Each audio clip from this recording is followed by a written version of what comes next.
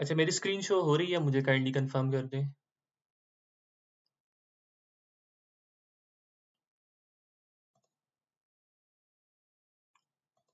Okay, thank you so much. अच्छा, अब formally start करने से पहले I would just like to show something to you for your motivation, क्योंकि जब आप किसी भी काम को स्टार्ट करते हैं तो स्टार्ट करने से पहले आपके पास एक मोटिवेशन होना बहुत ज़्यादा ज़रूरी है, ठीक है? अगर आप एक काम कर रहे हैं और उसमें आपकी मोटिवेशन नहीं है, तो इवेंचुअली क्या होता है कि आप उसमें अपनी फिर एफर्ट उस तरह से पुट नहीं कर पाते हैं, जिस तरह से करनी चाहिए शायद। तो just for your motivation, I have decided to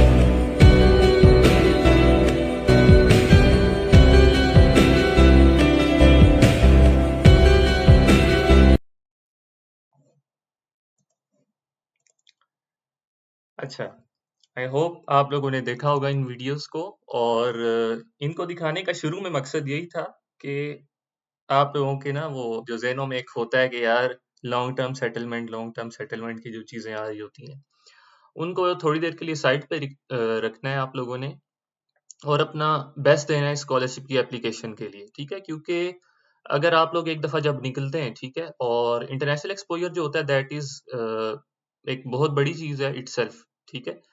a, तो इसलिए आपको ये स्कॉलरशिप जो है वो एक इंटरनेशनल एक्सपोज़र दे रहा है, और सबसे बड़ी बात ये है कि एक फुली फंडेड स्कॉलरशिप है जिसमें आपका पर्सनली कोई एज़ सच एक्सपेंसेस नहीं लगेंगे। इसमें आपकी जो भी चीज़ें जो भी आपके इन्वॉल्व होती हैं वो सारी की सारी ये स्कॉलरशिप कवर कर रहा होगा। तो काफ़ी एक अच्छी अपॉर्च्युनिटी है स्पेशली उन स्टूडेंट्स के लिए जो आगे मिसाल के तौर पर यूरोप में मूव ऑन करना चाह रहे हैं, ठीक है? जैसा कि मैंने पहले भी बात की कि मैंने काफ़ी सारे इसके एलुमनाई देखे हैं जो करंटली काफ़ी अच्छी पोज़ीशंस पे यूरोप में काम कर रहे हैं, ठीक है? आइदर इन रिसर्च पोज़ीशंस और आइदर अगर उनका पीएचडी का मूड था या जो भी था, but they are working on very good positions in Europe. तो तुर्की को आप लोग कंसीडर कर सकते हैं as a gateway to Europe, ठीक है? बजाय इसके कि काफ़ी सारे स्टूडेंट्स क्या करते हैं कि यूरोप सेल्फ पे आ जाते हैं, ठीक है? और काफ़ी मुश्किल से आते हैं, अपने पेरेंट्स को भी तकलीफ़ देते हैं, खुद भी तकलीफ़ में रहते हैं। तो मैं इस चीज़ को बिल्कुल भी रिकमेंड नहीं करता, ठीक है? कि आप लोग उधार लेके और खुद को मुश्किल में डाल के और अपने पेरेंट्स को मुश्किल में डाल के जो है वो सेल्फ पर आ जाएँ, और फिर यहाँ आकर खुद भी सफ़र करें, अपने पेरेंट्स को भी सफ़र करवाएँ। तो उससे बेहतर है अगर कोई एक कंट्री आपको इतनी रिस्पेक्ट दे रहा है, इतना अच्छा स्कॉलरशिप दे रहा है, तो why not you are applying for that scholarship? ठीक है? मतलब मुझे नहीं समझ आती है इस बात की लिटरली कि स्टूडेंट्स जो है वो इस तरह के स्कॉलरशिप्स को क्यों इग्नोर कर रहे होते हैं। अब मैं अगर अपना पर्सनली बताऊँ तो मैंने भी लास्ट ईयर स्कॉलरशिप के लिए अप्लाई किया था, और फिर ये है कि आप लोग हर अवेलेबल अपॉर्च्युनिटी को यूटिलाइज़ करें, ठीक है? फिर उसके बाद अगर आपको इससे बेहतर कोई अपॉर्च्युनिटी मिल जाती है, तो देन आप लोग उस अपॉर्च्युनिटी को सिलेक्ट कर लें। बट ये जो प्रैक्टिस होती है बिल्कुल उसमें सिरे से अप्लाई ही ना करना, ये एक बहुत बुरी प्रैक्टिस है, जो अक्सर स्टूडेंट्स करते हैं जस्ट ये सोचकर कि यहाँ पर कोई लॉन्ग टर्म सेटलमेंट का ऑप्शन नहीं है, या फिर यहाँ पर जो है कोई उस तरह से पीआरशिप का ऑप्शन नहीं है। तो आप लोगों ने लोगों की बातों में नहीं आना, अपनी रिसर्च करनी है, और जो मैंने अभी बातें की हैं, उनको ज़हन में रखते हुए अपना डिसीजन लेना है कि आपने इसके लिए अप्लाई करना है या नहीं करना, ठीक है? और जो लोग अप्लाई करेंगे और सिलेक्ट हो जाएँगे, वो इंशाल्लाह 2026 में इसी तरह जो मैंने वीडियोज़ दिखाई वो इस्तांबुल में घूम रहे होंगे, और जो लोग सिर्फ़ ये बैठ के सोचते रहेंगे कि हम नहीं करेंगे, यहाँ पे लॉन्ग टर्म सेटलमेंट नहीं है, तो वो शायद पाकिस्तान से भी नहीं निकल सकेंगे, किसी और कंट्री में भी नहीं जाएँगे। क्योंकि चीज़ें सर्टेन नहीं होती हैं, तो इसलिए आप लोगों ने हर अवेलेबल अपॉर्चुनिटी को यूटिलाइज़ करना है। तो starting with just my brief introduction, मेरा जो बैचलर्स था वो प्यास से था और करंटली मेरा जो मास्टर्स है वो फ्रांस से है। ठीक है, इस पे मैं ज़्यादा टाइम नहीं लगाऊंगा क्योंकि मैंने लास्ट सेशन में भी आपको अपना इंट्रोडक्शन करवाया था। और मेरी जो स्कॉलरशिप जर्नी थी उसमें I applied for these scholarships. I actually I was actually awarded with the scholarship. Apply तो मैंने बहुत सारी जगहों पर किया था। तो इसमें आप देख सकते हैं कि फ्रांस में मैंने अप्लाई किया, तुर्की की स्कॉलरशिप है, थाईलैंड में है, इंडोनेशिया में है, मलेशिया में। तो यही चीज़ मैं आप लोगों को भी कहना चाह रहा हूँ कि आपको इस पॉइंट पर नहीं पता कि आपका कहाँ पर जो है वो हो जाएगा, ठीक है? आप लोगों को मैं मना नहीं कर रहा कि आप यूरोप में अप्लाई करें, आप लोग किसी और अच्छे इस कंट्री में आप लोग अप्लाई ना करें, ठीक है? आप लोग ज़रूर अप्लाई करें। बट द थिंग इज कि जो इस तरह की अच्छी अपॉर्चुनिटी है, जैसे तुर्की की अपॉर्चुनिटी बहुत अच्छी है, इसी तरह बाकी जो स्कॉलरशिप्स होते हैं कुछ, जैसे पीछे हंगरी का आया था, तो इस तरह के जो स्कॉलरशिप्स होते हैं इनको भी आपने मिस नहीं करना, ठीक है? आप लोगों ने ऑलरेडी, अगर आपके डॉक्यूमेंट्स एक दफा आपने अच्छे से बना लिए हैं तो बस आपने विद माइनर मॉडिफिकेशंस उनको अगले स्कॉलरशिप में भी सबमिट कर देना होता है, ठीक है? थोड़ा सा उसको अलाइन करके, उस स्कॉलरशिप के अकॉर्डिंग टेलर करके। तो इसलिए आपने ये पॉइंट लाज़मी ज़हन में रखना है कि आप लोग हर अवेलेबल अपॉर्च्युनिटी को यूटिलाइज़ करें। जब आपके पास मल्टीपल ऑफर्स आ जाएँ, फिर आप उसमें से जो आपको बेस्ट लग रही है अपने फ्यूचर के लिए और आपके करियर गोल्स के साथ अलाइन कर रही है, उसको आप लोग सिलेक्ट कर लें। अच्छा, इस स्कॉलरशिप में ना सबसे बड़ा फ़ायदा ये है कि आपने सिर्फ़ एक ही पोर्टल पर अप्लाई करना होता है, ठीक है? इसमें कोई आपने डिफरेंट यूनिवर्सिटीज़ को जाकर कॉन्टैक्ट नहीं करना, किसी प्रोफ़ेसर से आपने कॉन्टैक्ट नहीं करना, ठीक है? चाहे आप मास्टर्स के स्टूडेंट हैं, चाहे आप बैचलर्स के स्टूडेंट हैं, चाहे आप पीएचडी के स्टूडेंट हैं, ठीक है? तीनों तरह के जो स्टूडेंट्स हैं वो सेम पोर्टल से अप्लाई कर सकते हैं, ठीक है? और सिंपली एक ही पोर्टल है इनका, उस पर आपने अपना अकाउंट बनाना है और सिंपली वहाँ पर यूनिवर्सिटी की प्रेफ़रेंसेस दे देनी है और कुछ डॉक्यूमेंट्स ये लोग डिमांड करते हैं और कुछ आपके एसेस टाइप होते हैं, जैसे लेटर ऑफ इंटेंट है, रिसर्च प्रपोज़ल बेस्ड है। तो ये चीज़ें आगे हम लोग मज़ीद डिटेल में भी देखेंगे। तो मेनली द थिंग इज़ कि आपने सिर्फ़ एक पोर्टल पर भी अप्लाई करना है, ठीक है? इसके अलावा किसी यूनिवर्सिटी से आपने कॉन्टैक्ट नहीं करना और कुछ भी नहीं करना, बिल्कुल सिंपल सा इसका प्रोसेस है। और सबसे बड़ी बात कि इसमें आप लोग विदाउट आइल्ट्स अप्लाई कर सकते हैं, ठीक है? और इसकी कोई एप्लीकेशन फीस नहीं है।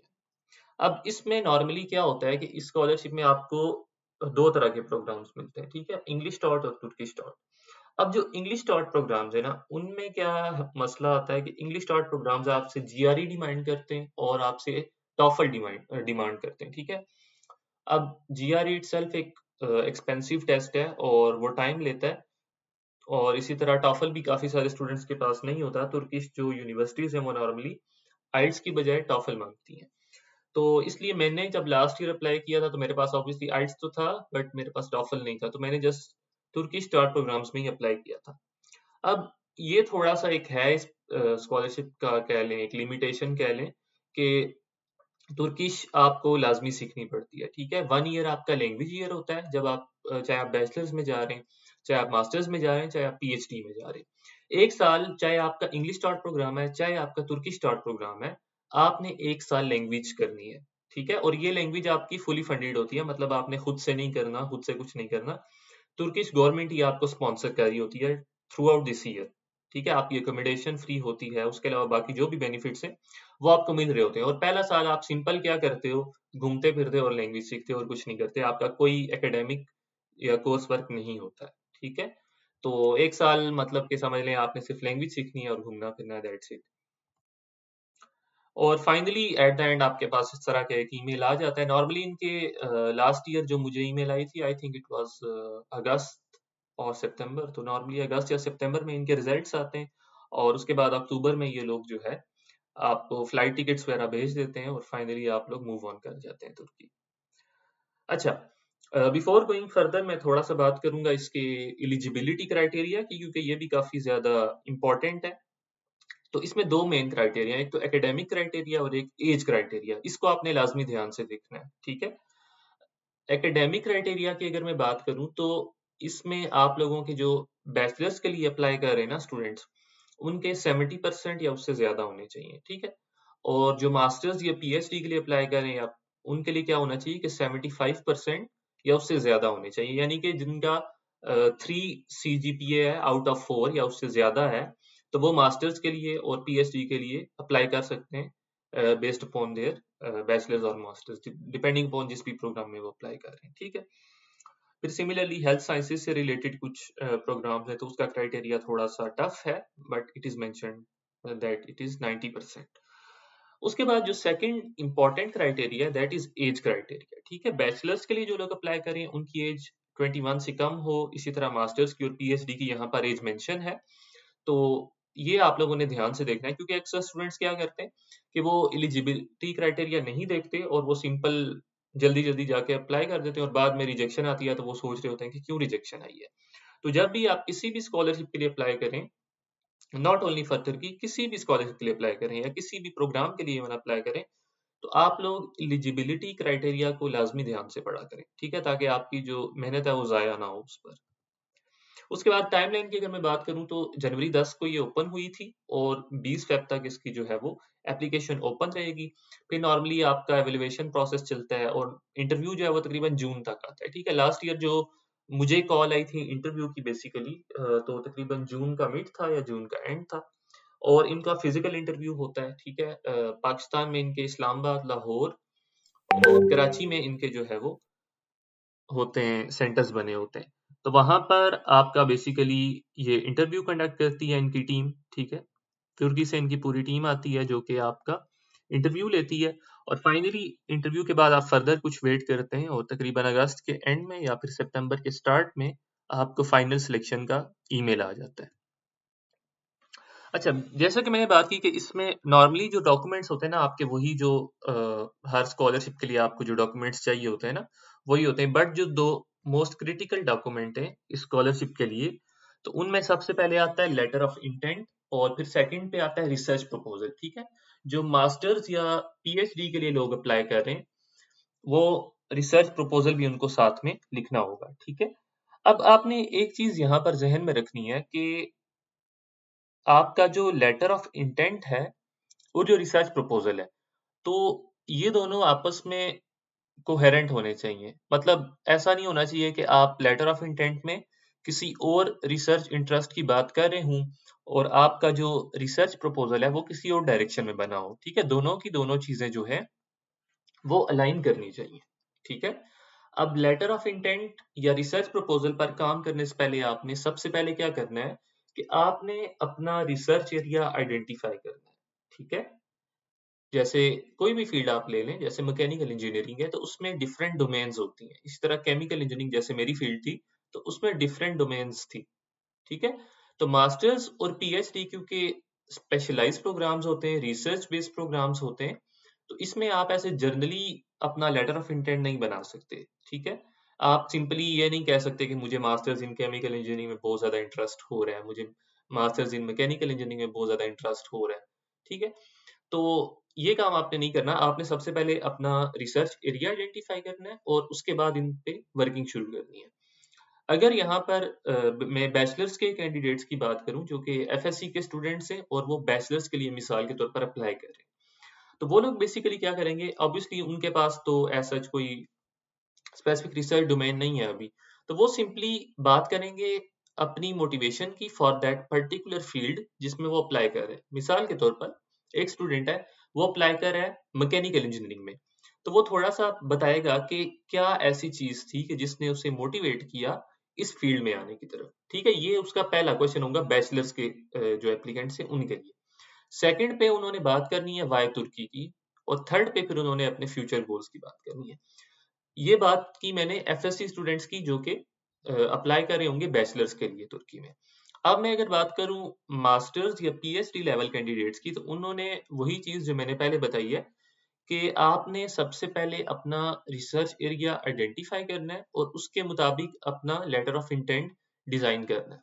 अब मैंने जो लास्ट ईयर स्ट्रक्चर फॉलो किया था, उसमें 3 चीज़ें जो थी, वो शामिल थी। सबसे पहला जो चीज़ आप इसको अगर स्टेटमेंट को भी पढ़ें, तो उन्होंने बोला है it is expected to explain following details your academic and social experiences relating the field you want to take in education, ठीक है?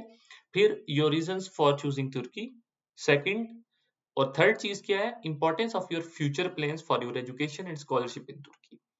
तो सबसे पहला जो पैराग्राफ जो मैंने स्ट्रेटजी फॉलो की थी लास्ट ईयर, उसमें क्या था कि सबसे पहले आपने एक चैलेंज आइडेंटिफाई करना है, ठीक है? वो चैलेंज आपका ग्लोबल लेवल पर भी हो सकता है, वो चैलेंज आपका सोसाइटी, आपकी जो अपनी सोसाइटी है मिसाल के तौर पर, उसमें भी आपका हो सकता है, इवन कि वो मतलब बिल्कुल छोटे से स्केल पर भी हो सकता है।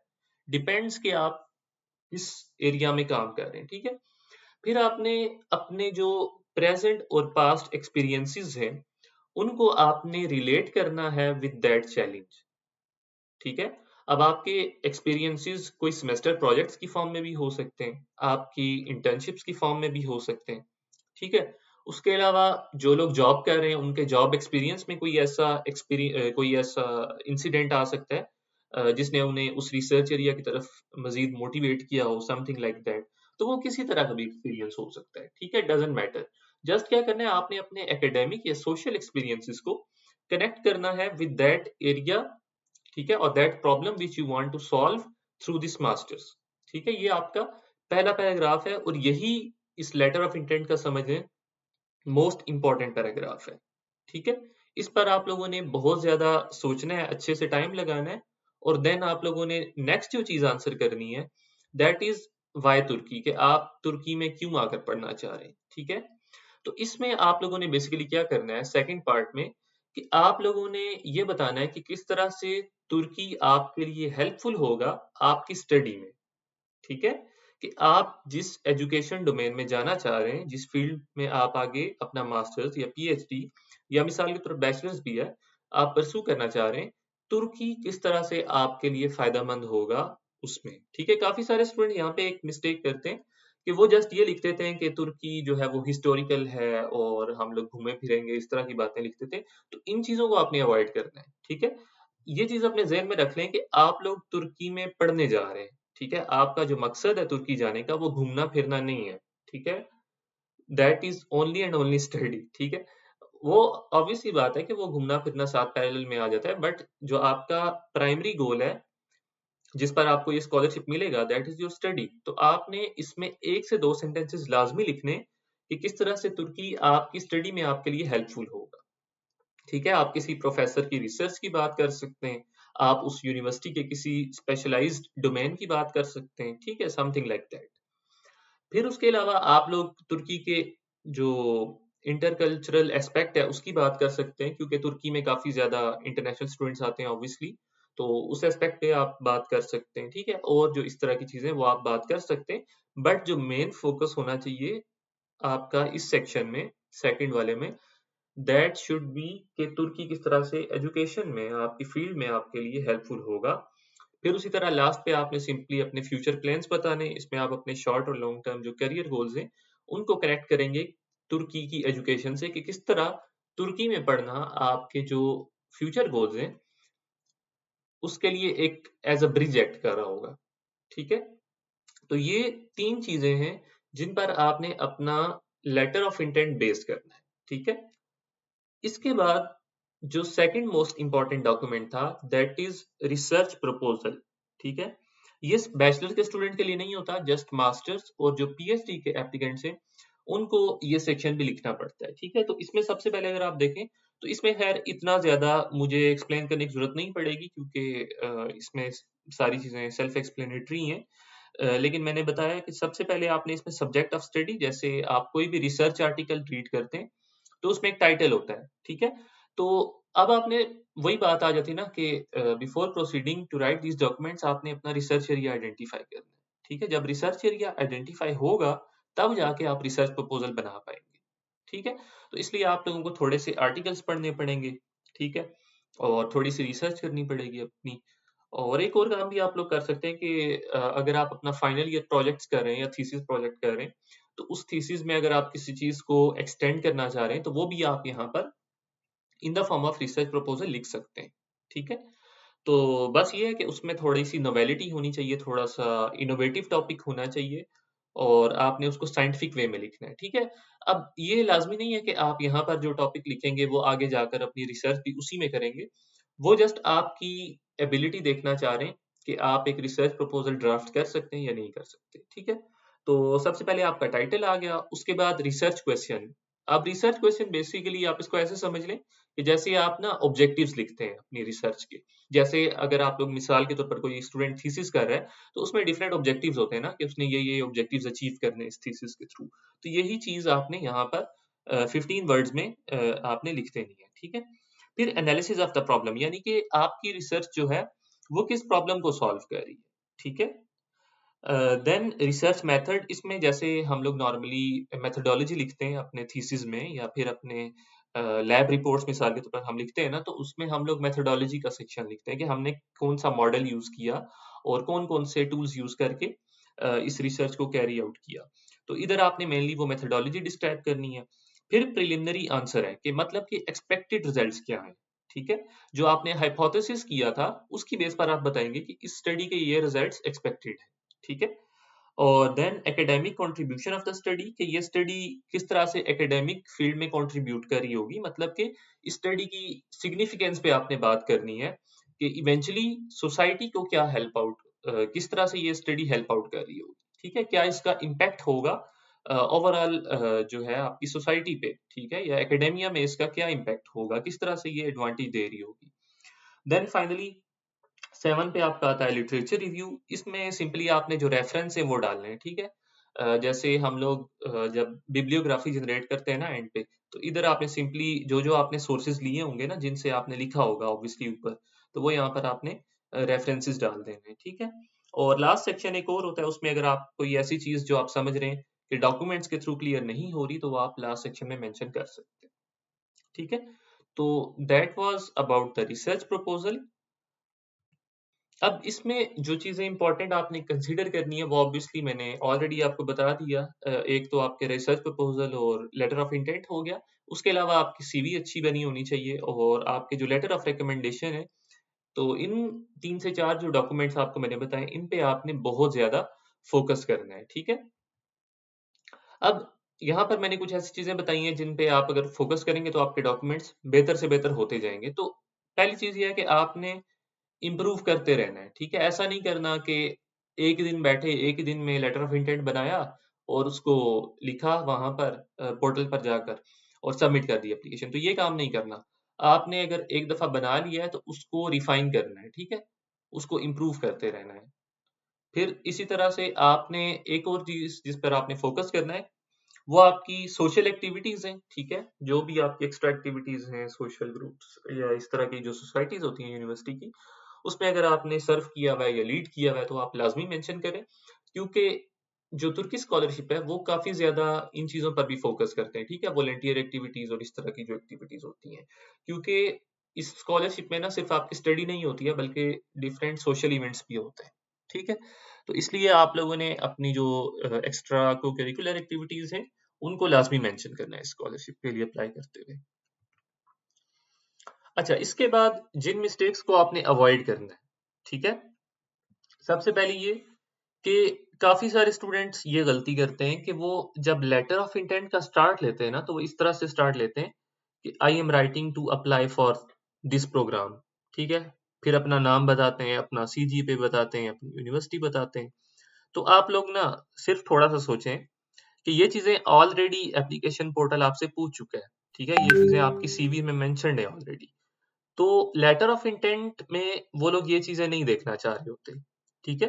तो इसलिए आप लोगों ने जो लेटर ऑफ इंटेंट का स्टार्ट लेना है ना, वो बोरिंग स्टार्ट नहीं लेना। मैं इस स्टार्ट को बहुत ही बोरिंग समझता हूँ और बहुत ही फ़िज़ूल समझता हूँ कि जो स्टूडेंट्स इस तरह से लिखते हैं कि I am writing to apply for this programme. देखिए, उन्हें पता है आप लोग अप्लाई कर रहे हैं। आपको खुद से दोबारा बताने की ज़रूरत नहीं है। तो इस तरह स्टूडेंट्स क्या करते हैं, अपना नाम बताते हैं, अपनी प्रीवियस यूनिवर्सिटी बताते हैं, अपना सीजीपीए बताते हैं। तो ये चीज़ें ऑलरेडी उनके पास मौजूद हैं, आपकी ट्रांसक्रिप्ट्स मौजूद हैं, आपकी सीवी मौजूद है। उन्होंने ऑलरेडी एप्लीकेशन पोर्टल्स पे ये चीज़ें पूछी होती हैं, तो ये सब बताने की कोई तुक नहीं बन रही होती, ठीक है? लेटर ऑफ इंटेंट में मेनली क्या होता है कि आपकी मोटिवेशन शो होनी चाहिए कि किस तरह से आपके जो एक्सपीरियंसेस हैं और जो फ्यूचर गोल्स और करियर एस्पिरेशंस हैं, वो आपकी कनेक्ट कर रही हैं इस प्रोग्राम के साथ। तो that is the main purpose of your letter of intent. फिर काफ़ी सारे स्टूडेंट्स एक और मिस्टेक जो करते हैं, स्पेशली जब वो बिगिनर्स होते हैं स्कॉलरशिप जर्नी में, वो ये कि जब वो लेटर ऑफ इंटेंट लिखते हैं, तो वो सीवी को समराइज़ करना शुरू कर देते हैं, कि सीवी में एक प्रोजेक्ट लिखा, उसी की समरी लिख दी। तो ये भी लेटर ऑफ इंटेंट का मकसद नहीं है। तो आपने समराइज नहीं करना, बल्कि जिस तरह से मैंने आपको पीछे स्ट्रक्चर बताया उसके मुताबिक अपनी चीजें जो हैं वो लिखनी है। सेकंड थिंग जो आपकी रिजेक्शन की वजह बन सकती है, दैट इज जर्नलाइज्ड डॉक्स। ठीक है, यानी कि आप ऐसे डॉक्यूमेंट्स बना दें जो बहुत ही जर्नल हो। जैसे काफी सारे स्टूडेंट्स जब लेटर ऑफ रिकमेंडेशंस बनाते हैं, तो वो ऐसे लेटर ऑफ रिकमेंडेशन होते हैं जो पूरी क्लास में अगर मैं किसी भी स्टूडेंट को उठा के उसका नाम डाल दूं ना, तो वो उस पर फिट हो जाएगा। तो इस तरह के डॉक्यूमेंट्स आपको बिल्कुल भी फायदा नहीं देंगे, और इसका कोई फायदा नहीं होने वाला आपको आगे भी। तो आप लोगों ने स्पेसिफिक डॉक्यूमेंट्स बनाने, चाहे वो लेटर ऑफ रिकमेंडेशन है या कोई भी डॉक्यूमेंट है, आपने बिल्कुल अपने एक्सपीरियंसेस के अकॉर्डिंगली उनको डिजाइन करना है। देन थर्ड जो इंपॉर्टेंट चीज है कि आपने एआई यूज नहीं करना। ठीक है, एआई यूज को आप लोग रिफाइनिंग के लिए तो कर सकते हैं, और इसी तरह से मिसाल के तौर पर एक वर्ड है और मुझे उसके अल्टरनेट वर्ड्स नहीं पता, तो मैं क्या करूंगा कि मैं उस वर्ड के अल्टरनेट वर्ड्स तो देख सकता हूँ एआई के थ्रू। बट अगर आपने ये काम करना है कि अपनी प्रोफाइल उसको दे दी या सीवी अटैच कर दी और चैट जीपीटी को बोला कि मेरे लिए लेटर ऑफ इंटेंट लिख दो, तो वो उससे काम नहीं बनने वाला। ठीक है, आप लोगों को खुद से लिखना पड़ेगा। रिफाइनमेंट के लिए या ग्रामेटिकल मिस्टेक्स के लिए या स्पेलिंग मिस्टेक्स के लिए आप लोग यूज कर सकते हैं, बट पूरा लेटर लिखने के लिए अगर आप करेंगे तो रीडर को पता चल जाएगा सिंपली कि आप लोगों ने एआई से ये टेक्स्ट जनरेट किया है। तो इस तरह काफी सारे स्टूडेंट्स रैंडमली अप्लाई करते हैं, रिसर्च नहीं करते प्रोग्राम पर। तो ये चीज भी ऑब्वियसली आपकी रिजेक्शन की वजह बन सकती है। और देन ऑब्वियसली अगर आप लोग डॉक्यूमेंट्स को रिफाइन नहीं करेंगे और जल्दी जल्दी लिख के वन डे में सबमिट कर देंगे, तो वो उससे भी काम नहीं बनने वाला। ठीक है, आप ये चीज जहन में रखें कि जो लेटर ऑफ मोटिवेशन है या लेटर ऑफ इंटेंट है या कोई भी डॉक्यूमेंट है, वो आप लोग एक दिन में बैठकर सारा नहीं लिख सकते। ठीक है, अगर आप लिख भी लेंगे तो वो इतना अच्छा नहीं लिख पाएंगे। तो इस तरह के डॉक्यूमेंट्स को रिफाइनमेंट चाहिए होती है, मल्टीपल रिवीजन्स चाहिए होती हैं। तो आपने कोशिश करके अपने डॉक्यूमेंट्स को रिफाइन करना है। ठीक है, तो ये चीजें थी जिनको आपने लाजमी कंसिडर करना है जब आप लोग अप्लाई कर रहे होंगे स्कॉलरशिप के लिए। ठीक है, अब अगर मैं बात करूं इसके बेनिफिट्स की, कि ऑब्वियसली क्या आपको बेनिफिट्स मिलेंगे, तो उस पर भी मुझे किनके ऑफिशियल पेज से ही वीडियो मिली थी। तो लेट्स सी।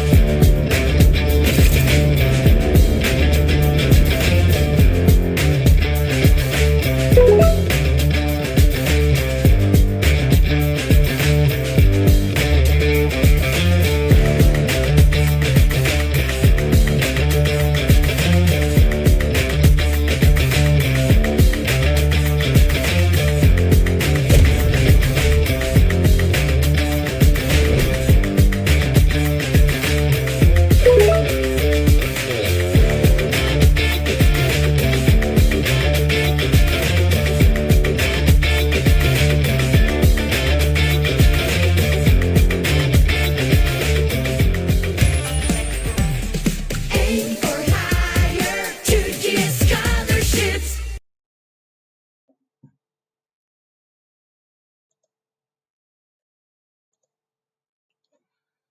तो ये कुछ बेनिफिट्स थे कि आप लोग देख सकते हैं कि इसमें आपकी मतलब कि ईच एंड एवरीथिंग जो है ना वो कवर है। आपके मतलब एकोमोडेशन इस कॉलेज में बिल्कुल फ्री होती है आपकी। ठीक है, आपकी ट्यूशन फीस को वो कवर करते हैं। फिर उसके अलावा आपके फ्लाइट टिकट्स जो होते हैं, जो कि एक बहुत बड़ा एक्सपेंस होता है ऑब्वियसली, वो भी कवर होते हैं इसमें। और अपार्ट फ्रॉम दैट आपकी हेल्थ इंश्योरेंस भी कवर होती है, मतलब कि अगर आप लोग बीमार हो जाते हैं तो उसमें जो खर्चा आता है वो भी आपका इसमें कवर होता है ऑब्वियसली। और इसी तरह फिर बाकी इनकी ना जब स्पेशली आपका फर्स्ट ईयर होता है तो वो लैंग्वेज ईयर होता है। उस लैंग्वेज ईयर में आप पे कोई एकेडमिक बर्डन नहीं होता। आप सिंपली क्या करते हो, लैंग्वेज क्लासेस लेते हो और साथ इनके डिफरेंट कल्चरल इवेंट्स भी होते हैं। ठीक है, तो उन इवेंट्स को जो है वो आप लोग अटेंड करते हो। तो काफी एक अच्छी अपॉर्चुनिटी है, और मेरे ख्याल में आपको लाजमी सबको अप्लाई करना चाहिए। और सबसे प्लस पॉइंट कि आप लोग विदाउट आइल्स अप्लाई कर सकते हैं, कोई एप्लीकेशन फीस नहीं है। बस क्या ज़रूरत है, मेहनत करने की ज़रूरत है। अब भी अगर इस तरह के स्कॉलरशिप्स के बाद भी अगर कोई स्टूडेंट ये कहता है ना कि मैं अपनी गुर्बत की वजह से नहीं गया, तो मैं समझता हूँ कि सिर्फ ये उसकी वो नाअहली है, या क्या कहना चाहिए इसको। क्योंकि इतनी अच्छी-अच्छी स्कॉलरशिप्स अवेलेबल हैं। हंगरी की पहले आई, उसमें भी आइल्स वगैरह नहीं चाहिए था। फिर अभी तुर्की की ओपन है, इसमें भी आइल्स नहीं चाहिए। तो और कोई एप्लीकेशन फीस भी नहीं है। तो अगर अभी भी कोई अप्लाई नहीं कर रहा ना, तो ये उसकी अपनी नेग्लिजेंस है। ठीक है। अच्छा, उसके बाद रिसोर्सेज को आप लोगों ने सही से यूज करना है। ठीक है। डिफरेंट रिसोर्सेज हो सकते हैं। मैं खुद पर्सनली यूट्यूब पे काफी सारी वीडियोस अपलोड कर चुका हूँ तुर्की से रिलेटेड। ठीक है। यहाँ पर आपको डिफरेंट, अगर आप लोग कंट्री देखेंगे तो मैंने फ्रांस से रिलेटेड अपलोड किए हैं, सऊदी अरब, इंडोनेशिया और डिफरेंट, और मैं मजीद भी साथ साथ अपलोड करता रहता हूँ। तो आप लोग इस चैनल को विजिट करते रहें, और जो भी इस तरह की वीडियोस होती हैं ताकि आपको टाइमली मिलती रहें, और साथ साथ अपनी रिसर्च भी कंटिन्यू रखें। ठीक है। सेल्फ जो लर्निंग है ना, वो बहुत ज्यादा जरूरी है। ठीक है। तो इस तरह के जो रिसोर्सेज हैं उसको लाजमी यूज करें, ताकि आप लोगों से कोई भी इम्पोर्टेंट अपडेट जो है वो मिस ना हो। सेकेंडली, अभी hopefully with in few days, कल या परसों तक में भी वर्कशॉप अनाउंस हो जाएंगी GWG की। We are trying to arrange a workshop जिसमें हम लोग जो डिफरेंट डॉक्यूमेंट्स हैं, जैसे लेटर ऑफ इंटेंट है, या मोटिवेशन लेटर है, या CV है, अब या बाकी जो डॉक्यूमेंट्स है, रिकमेंडेशन लेटर, या इस तरह की चीजें जो भी नॉर्मली स्कॉलरशिप डॉक्यूमेंट्स होते हैं, तो उस पर हम लोग एक वर्कशॉप कंडक्ट करने जा रहे हैं। तो आपको इंशाल्लाह उसकी डिटेल्स भी मिल जाएंगी फर्दर, और होपफुली आप लोग इसके लिए अप्लाई करेंगे, and hopefully this session was helpful. Further अगर आपका जो भी क्वेश्चन है, तो मैं अभी क्वेश्चंस की तरफ आता हूँ, और आप लोग पूछ सकते हैं मेरे से जो भी आपकी कंफ्यूजन्स हैं या जो भी चीजें।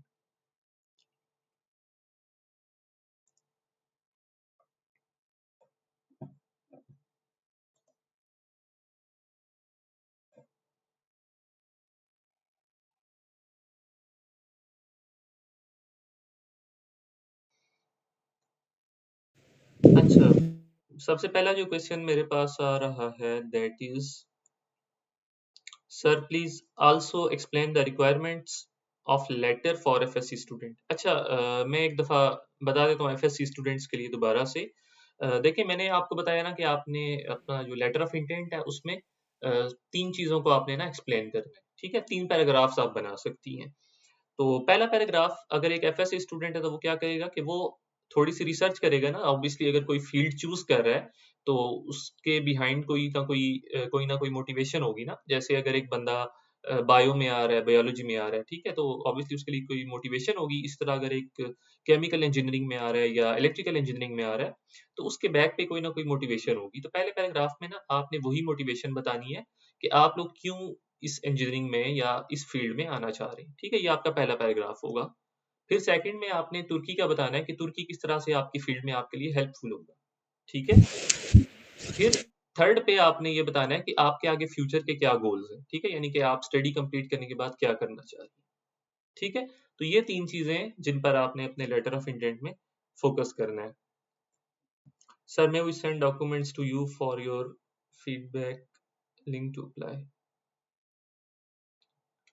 restrictions, language AI checks, language AI checks, interview language English होती है। ठीक है। और बाकी AI चेक, मतलब मेरा नहीं ख्याल ऐसा जरूरी है। बस ये है कि आप उसको यूज ही इस तरह से करें कि जिस तरह एक एथिकल यूज होता है उस तरह करें, और पूरा लेटर आप AI से ना लिखवाएं तो इतना मसला नहीं होगा फिर। ठीक है। हाँ, ये एक इम्पोर्टेंट पॉइंट है जो अफनान ने रेज किया है। अच्छा, इस स्कॉलरशिप पे ना आप लोग मैक्सिमम 12 यूनिवर्सिटीज में अप्लाई कर सकते हैं। ठीक है। जिस तरह एक प्रेफरेंस लिस्ट होती है ना, तो उस तरह से आप लोग 12 यूनिवर्सिटीज की प्रेफरेंस दे सकते हो। ठीक है। और डिपेंडिंग अपॉन फिर आपकी, ऑब्वियसली जिस तरह नॉर्मली यूनिवर्सिटी की प्रेफरेंसेस काम करती है ना, तो आपकी फर्स्ट प्रेफरेंस के लिए पहले आपको कंसिडर किया जाता है। अगर उसमें मेरिट हाई है तो फिर सेकंड प्रेफरेंस, थर्ड, और इस तरह से चीजें चलती हैं। तो आपने कोशिश करनी है थोड़े से बैलेंस्ड अप्लाई करना है। मतलब ऐसा नहीं करना कि सारी टॉप 10 यूनिवर्सिटीज में ही अप्लाई कर दें और फिर आपका शायद सिलेक्शन ना हो सके। तो आपने, क्योंकि 12 चॉइसेस हैं, तो इनको थोड़ा सा ध्यान से सिलेक्ट करना है अपनी जो यूनिवर्सिटीज हैं। ठीक है। तो ये चीज आप लोगों ने देखनी है। और बिफोर सिलेक्शन ऑफ यूनिवर्सिटीज आप लोगों ने ये करना है कि एक दफा उस यूनिवर्सिटी का प्रोग्राम ओपन करके थोड़ा सा देख लीजिएगा कि उस यूनिवर्सिटीज़ में मतलब वाक़ई वो उस एरिया पे काम हो भी रहा है जिसमें आप जाना चाह रहे हैं या नहीं हो रहा, ठीक है? Passport must before applying for it. I think आप तुर्की के लिए विदाउट पासपोर्ट अप्लाई कर सकती हैं, ठीक है? आप इसके पोर्टल पर जाकर फर्दर कंफर्म कर सकती हैं, बट मेरी इंफॉर्मेशन के मुताबिक आप पासपोर्ट के बगैर अप्लाई कर सकती हैं, ठीक है? Already enrolled in a BS programme. I think अगर आपने ऑलरेडी इनरोल किया हुआ है बीएस में, तो देन आप उनको शायद अगर बताएंगे तो obviously it will negatively impact, क्योंकि वो उनके ज़हन में यही आएगा कि आप अगर बीएस यहाँ से कर रहे हैं, तो देन आप क्यों अप्लाई करें, ठीक है?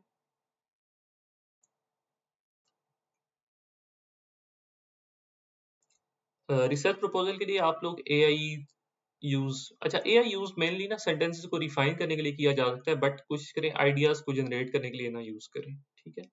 मतलब कि अब आप अगर कोई मेथोडोलॉजी लिख रहे हैं या कोई मॉडल लिख रहे हैं, तो कोशिश करें कि किसी ऑथेंटिक सोर्स से लें, ठीक है? क्योंकि चैट जीपीटी पर आप जस्ट रिलाई नहीं कर सकते, ठीक है? अगर आप चैट जीपीटी से कोई आइडिया ले भी रहे हैं, तो उसको लाज़मी वैलिडेट करें किसी अच्छे से आर्टिकल से, ठीक है? आफ्टर ग्रेजुएशन गैप एक्सेप्टेबल है?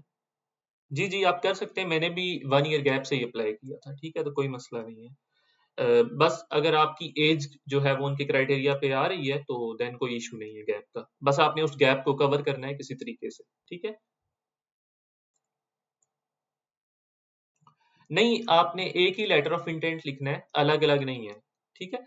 क्योंकि लेटर ऑफ इंटेंट में देखिए 3 चीज़ों की बात हो रही थी ना, उसमें कहीं भी किसी स्पेसिफिक यूनिवर्सिटी के अकॉर्डिंगली बात नहीं हो रही थी, ठीक है? लेटर ऑफ इंटेंट में। तो लेटर ऑफ इंटेंट में 3 ही क्वेश्चंस थे, एक तुर्की का था, एक आपकी मोटिवेशन थी जो आपके रिसर्च एरिया से थी, ठीक है? और आपके फ्यूचर गोल्स थे। तो उसमें कहीं भी यूनिवर्सिटी का ज़िक्र नहीं था, ठीक है? तो वो इसी रीज़न की वजह से नहीं था यूनिवर्सिटी का ज़िक्र, क्योंकि 12 यूनिवर्सिटीज़ के लिए एक ही लेटर ऑफ इंटेंट है और बाकी डॉक्यूमेंट्स भी इसी तरह से। Last year for the scholarship but I have not even the rewards could be the reason. अच्छा, वो नॉर्मली रिजेक्शन ईमेल कभी-कभार नहीं भी आती है, कभी-कभार आ भी जाती है, बट अगर ईमेल नहीं आई है तो इट मीन्स आप सेलेक्ट नहीं हुए हैं, ठीक है?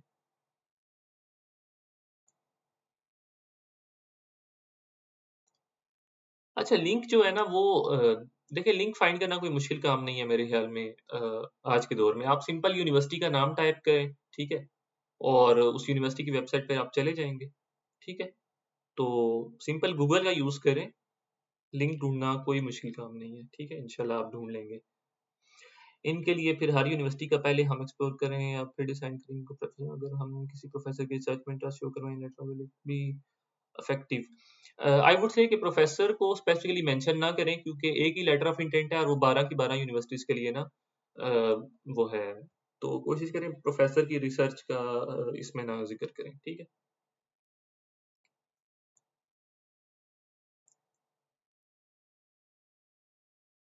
एफएससी जिनकी कंप्लीट ना हो, अच्छा ये चीज़ आपको कंफर्म करनी पड़ेगी उनको ईमेल करके, क्योंकि आई एम नॉट श्योर कि आप लोगों का ऑब्वियसली रिजल्ट भी लेट आता है और फिर आपके पास ट्रांसक्रिप्ट वगैरह भी नहीं होती है, मार्कशीट एज सच नहीं होती है, तो it can create problems later. तो बेहतर है आप उनकी वेबसाइट पर इस चीज़ को जाकर कंफर्म करें, ठीक है? अगर मैं यहाँ पर जाता हूँ, ये तुर्की बर्सलारी की वेबसाइट है, ठीक है? और यहाँ पर आई थिंक आपको कॉन्टैक्ट डिटेल्स उनकी मिल जाएँगी। अगर आप नीचे आते हैं मे बी अबाउट, हाँ, यहाँ पर अबाउट में कॉन्टैक्ट डिटेल्स है, ठीक है? ये उनका ईमेल है। तो यहाँ पर सिंपली आप ईमेल करके उनसे पूछ लें। MS done then to show what's the impact. अच्छा, अगर आपने एमएस किया हुआ है तो आपको ऑब्वियसली अप्लाई तो कर सकते हैं आप, कोई मसला नहीं है। बट इंटरव्यू के दौरान आपके पास कोई ऐसी रीज़न फिर होनी चाहिए कि आप उनको जस्टिफाई कर सकें कि आप सेकंड मास्टर्स क्यों करना चाह रहे हैं, ठीक है? तो you should have a solid reason in mind. Last year undergrad students apply कर सकते हैं। यस, अंडरग्रेड के स्टूडेंट्स अप्लाई कर सकते हैं, क्योंकि नॉर्मली जो अंडरग्रेड के स्टूडेंट्स होते हैं उनकी ट्रांसक्रिप्ट या डिग्री जो है ना वो जुलाई अगस्त तक आ जाती है, और इस स्कॉलरशिप के लिए जो आप जाते हैं वो तकरीबन आई थिंक सितंबर के एंड में या अक्टूबर में जाते हैं। तो बस उससे पहले पहले अगर आपकी डिग्री ट्रांसक्रिप्ट ये चीज़ें आ जाती हैं तो देन कोई इशू नहीं होता है, ठीक है?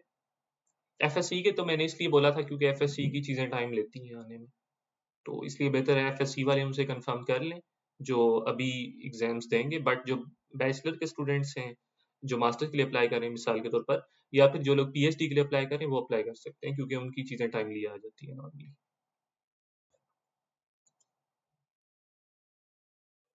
ठीक है, जितने भी क्वेश्चंस थे वो मैंने आंसर कर दिए हैं इसमें।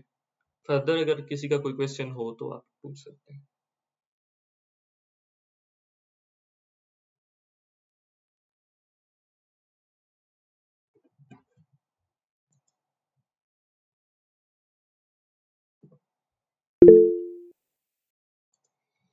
अगर किसी ने एफिलिएशन से पढ़ा हो लाइक कॉलेज से, तो क्या इम्पैक्ट करती है? कोई इम्पैक्ट नहीं करती है। अगर आपके डॉक्यूमेंट्स अच्छे बने हैं और आपकी स्किल्स हैं तो कोई मसला नहीं है। एफिलिएशन क्या है या कहाँ से पढ़ा है, उनको कोई फ़र्क नहीं पड़ता।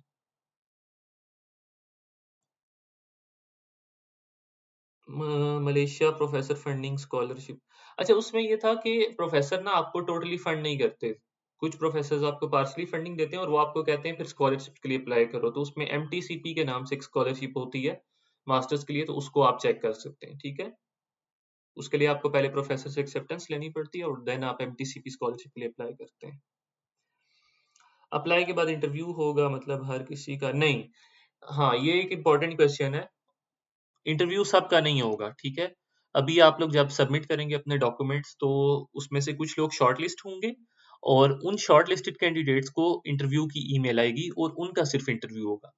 फिर जिनका इंटरव्यू होगा उसमें से भी सब सिलेक्ट नहीं होंगे, बल्कि कुछ जो शॉर्टलिस्ट होंगे, जितनी उनके पास सीट्स होंगी उस हिसाब से वो सिलेक्शन करेंगे, ठीक है। तो ये चीज़ है।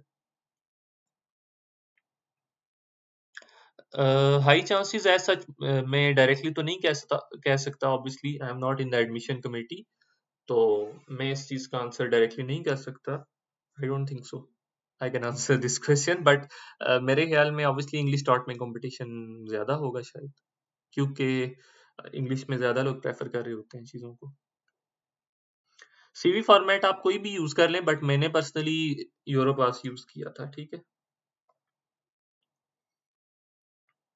नहीं, आप लोग इंग्लिश डॉट के लिए अगर अप्लाई करेंगे तो आपको जीआरई चाहिए होगा, ठीक है? जीआरई एक टेस्ट होता है, वो चाहिए होगा और साथ में टॉफल चाहिए होगा। तो मेरे पास आइल्स तो था, बट मेरे पास टॉफल और जीआरई नहीं था लास्ट ईयर। तो इसलिए मैंने फिर जस्ट तुर्किश डॉट प्रोग्राम्स के लिए ही अप्लाई किया था, ठीक है? और इंटरव्यू के टाइम की जो ड्यूरेशन होती है वो डिपेंड करती है, बट नॉर्मली कह लें कि 20-25 मिनट, आधा घंटा, इससे ज़्यादा नहीं जाती है नॉर्मली। आधा घंटा आप कह सकते हैं ऑन एवरेज। इंटरव्यू के लिए अभी आप लोग परेशान ना हो, वो बात की बात है। अभी इस फेज से तो आप लोग शॉर्टलिस्ट हो जाएं, उसके बाद इंटरव्यू का सोचिएगा, क्योंकि यहाँ से निकलना ज़रूरी है। अगर आप डॉक्यूमेंट्स पे मेहनत नहीं करेंगे तो देन आगे मूव नहीं कर सकते आप। तो डॉक्यूमेंट्स अभी के लिए आपने इंटरव्यू के बारे में नहीं सोचना, अभी के लिए आपने अपना पूरा फोकस डॉक्यूमेंट्स पे रखना है। अगर आपके डॉक्यूमेंट्स अच्छे होंगे और हर चीज़ अच्छे से होगी, तब जाके आप शॉर्टलिस्ट होंगे और आपको इंटरव्यू ईमेल आएगा, ठीक है। जी, जी, बिल्कुल। अगर आप तुर्किश लैंग्वेज में करते हैं, तो आपकी तुर्किश लैंग्वेज में स्टडी होगी, बट उसके लिए आप लोगों को परेशान होने की ज़रूरत नहीं है, क्योंकि शुरू में आपका 1 ईयर का तुर्किश लैंग्वेज कोर्स होता है, जो कि सबका होता है, चाहे वो इंग्लिश टॉट वाले प्रोग्राम में जा रहे हैं या तुर्किश टॉट में जा रहे हैं, तो वो लैंग्वेज कोर्स सबका होता है। और उस लैंग्वेज कोर्स की एग्ज़ैक्ट तो मुझे नहीं पता, C1 शायद रिक्वायरमेंट होती है पास करने की 1 साल के अंदर। तो C1 काफ़ी हाई लेवल है तुर्किश का। तो अगर आप इतने हाई लेवल पे पहुँच जाते हैं, तो आई डोंट थिंक सो आपको स्टडी में कोई मसला होगा।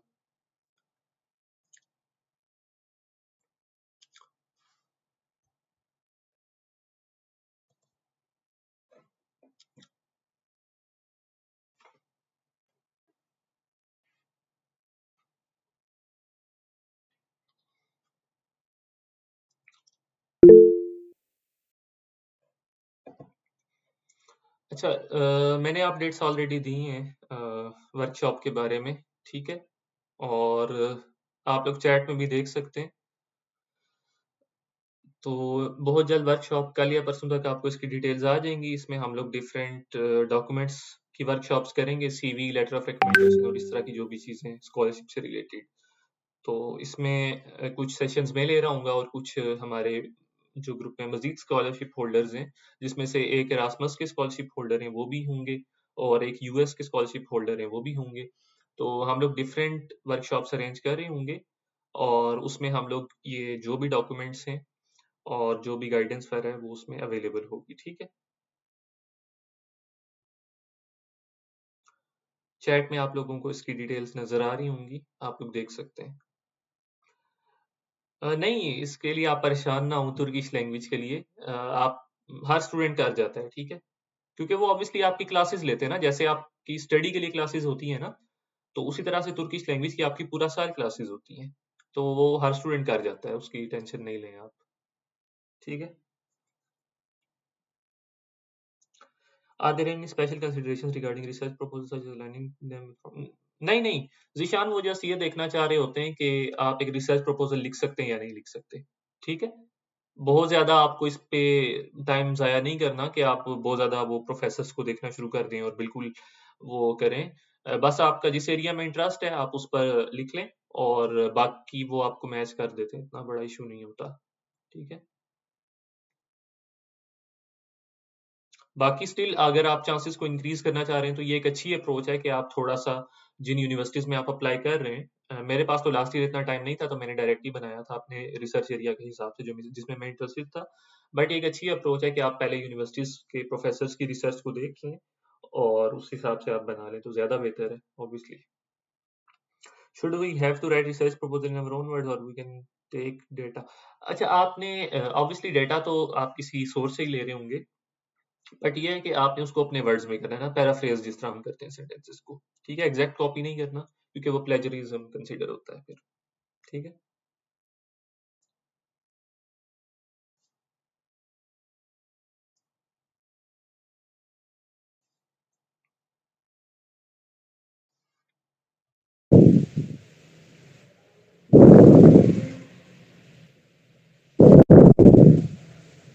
ओके सर आई थिंक आप